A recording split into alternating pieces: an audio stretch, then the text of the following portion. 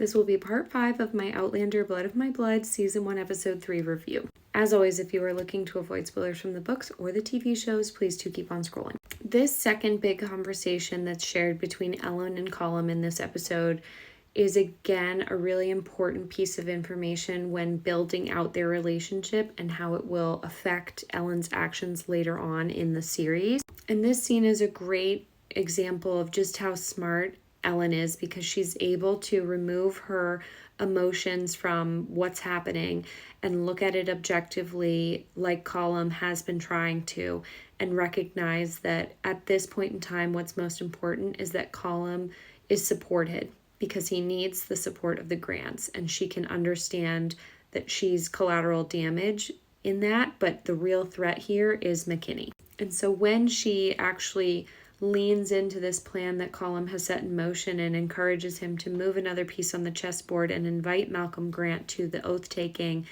Colum is being very prideful about it. And you'll recall that the last time that she offered her help, Colum refused it. He fell down the stairs, and Ellen is getting frustrated yet again with her brothers just being so shut off from any outside opinions, especially hers. And a big part of that is that Colum has very low self-esteem because of his injuries. He's well aware of the fact that he is not held to the same regard as able-bodied men, and that's always going to be a reality for him moving forward. And Ellen, again, is such a broad thinker, and she's so educated that she is willing and able to look past his injury and recognize that all the other skills required of a laird, he is in full possession of. So when she reminds him that being a laird is about, collecting rents and taking care of your tenants and all these other elements, and being a warrior is only one small part of it, to Colum it's a requirement. It's almost his way of saying, it's easy for you to say that, me being a cripple or not being able to fight as a man is, something that shouldn't hold me back. Well, go and try and prove that to everybody else, because that's not how everyone else views me. That's never been my reality. And I think it's a great conversation starter to say how Ellen views this world. Like, I think he calls out Aristotle. She is thinking so differently from everyone around her.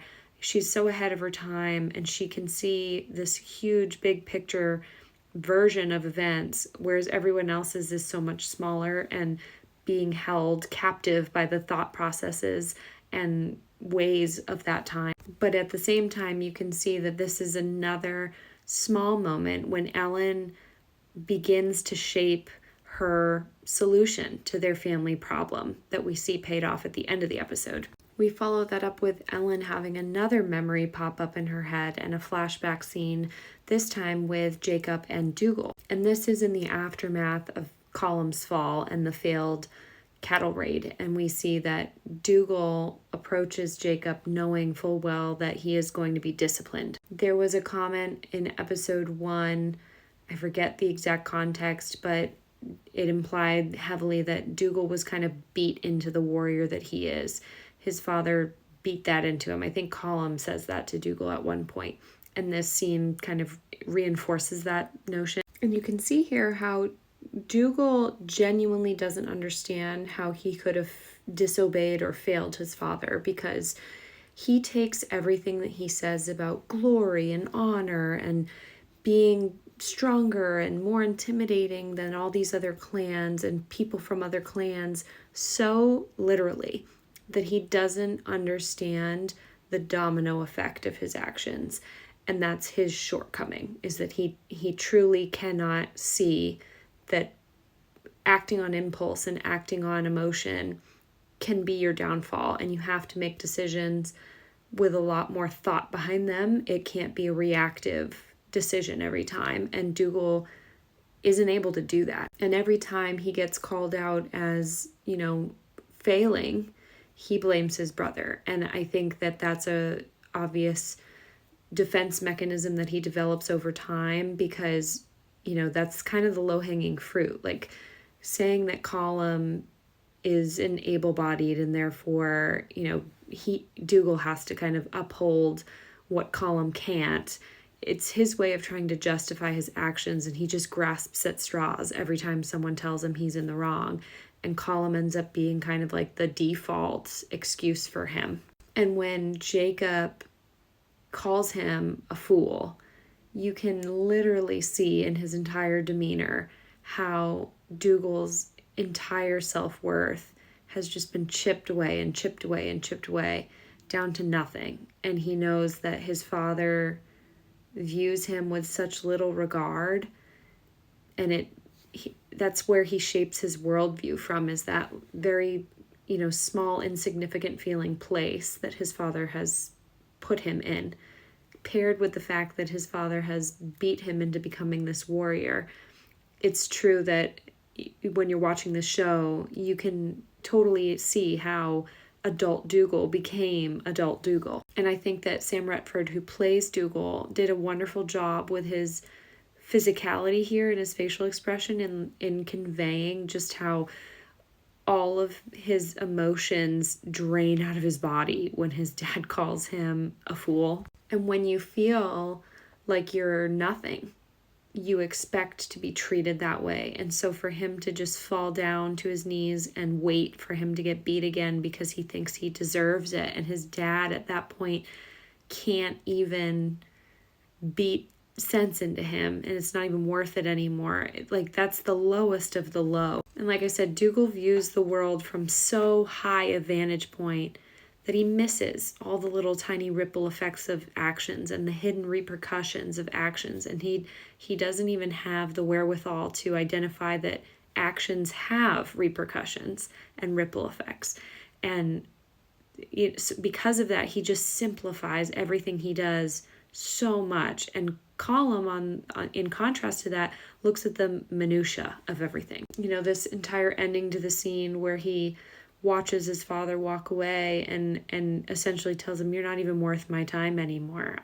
You're not even worth me punishing because you're just such a fool." I can't even imagine mentally what that does to a kid. And you see Ellen observe the entire thing. So, she's been favorited by her father, and he treats her with one, way. And then watching her brothers being yelled at and scolded and belittled and all these things. It's just such a awful family dynamic. And you can see her again with her same stern face after she's thought through this memory in preparation of having another conversation with Dougal. And her big point that she's trying to hammer home is that if you're not loyal to me, your own family, and you're just going to ship me off to this random guy in order to get what you want, how can you be trusted to lead the clan? How would anyone trust you to lead them? And she brings up that flashback of the School of the Moon, and you can see how Dougal has clearly compartmentalized his trauma. And Ellen reminds him that, the raid is when Jacob knew, without a doubt, that Dougal would never be laird, and he's been acting with this false bravado that he could ever be laird. And both Ellen and Dougal know that deep down in his heart, he knows he's not capable because Jacob knew he wasn't. And so psychologically, Dougal knows too. She points out to Dougal that his pride is what blinds him. And you can see how infuriating it must be for her to watch Dougal and Colum just make such stupid decisions. Her words are clearly cutting though, and I think what I love about both Colum and Dougal's portrayals is that they do wear a lot of their emotions on their faces in such brilliant and subtle ways. And her having this conversation with Dougal and reminding him that he's not actually going to be a good laird, and he knows that deep down. He knows it. He's just power hungry. That's again her trying to plant the seeds within Colum and Dougal before she launches her big plan. And we see her asking Ned for his counsel on her idea to make sure that it's one that can be executed. She tells him she's already kind of softened up her brothers for this plan because she's trying to get ahead of McKinney. And she asks Ned for his help in making it a possibility. And the way it unfolds is, I think, really smart. So come back for part 6.